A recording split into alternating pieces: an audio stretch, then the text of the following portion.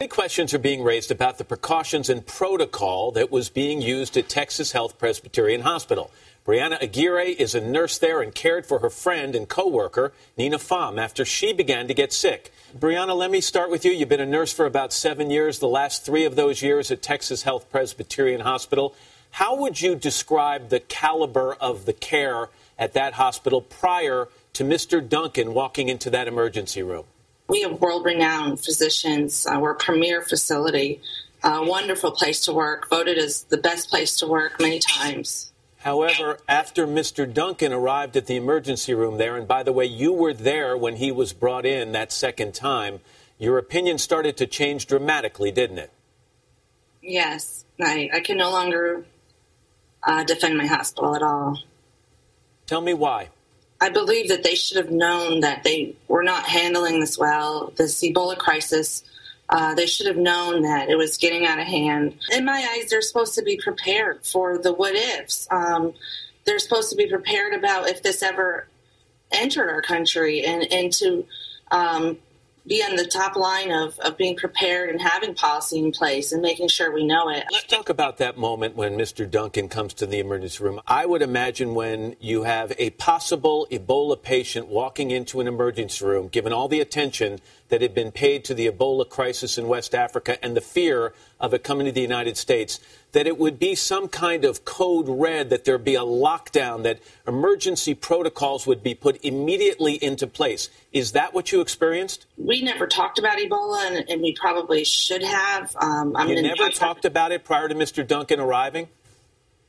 No. When Mr. Duncan came to the emergency room, a possible Ebola patient, where was he placed? What kind of procedures immediately kicked into gear, if any? He was put into an area where there are up to 7 other patients. We took probably around 3 hours to make our first contact with the CDC to even let them know that what we had as our suspicion.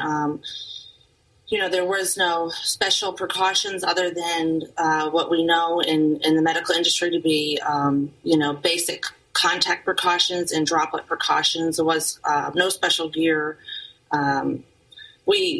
We were unprepared in the sense that we did not know what to do with his lab specimens. They were initially mishandled. I watched them violate basic principles of nursing care. I want to talk to you about the protective gear that you initially wore. You did care for Nina Pham, your colleague who contracted the virus while she was caring for Mr. Duncan. And you described to me on the phone the equipment you were wearing. There was a shield and a mask, and there was some kind of a gown that covered your arms. You wore gloves and booties over your shoes. But there was a glaring difficulty or problem. There was a gap in your protective gear at your neck of several inches where your skin was exposed. I just flat out asked several infectious disease nurses. I asked the CDC, why? Why would I be wearing 2 pairs of gloves, 3 pairs of booties, a plastic suit covering my entire body, and then leave my neck hanging out this much so that something can potentially go close to my mouth or nose? There are a lot of other hospitals in the Dallas area. Texas Health Presbyterian could have put a call out to those other hospitals saying, do you have the suits that protect the entire body? Why don't you think they did that? I'm not an administration, and I'd only be speculating.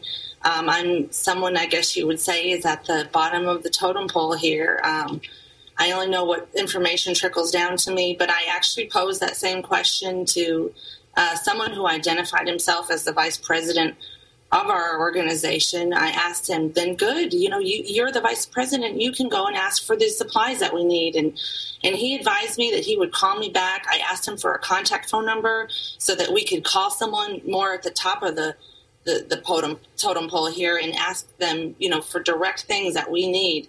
Because it's not just that we were missing. And he said he will call me back with a phone number that I can reach help with. And he never called me back.